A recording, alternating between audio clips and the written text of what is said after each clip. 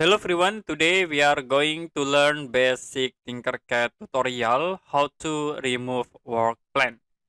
If you want to remove work plans in TinkerCAD, you can go to setting menu, click on setting buttons in the right bottom, and then you can uncheck on show grid.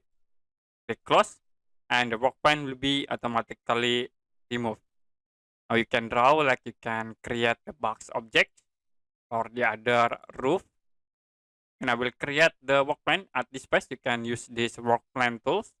I will click at this space. We create again these objects and also another. This. And if you want to show the work plan, you can go to setting buttons and then check for grid. Click close.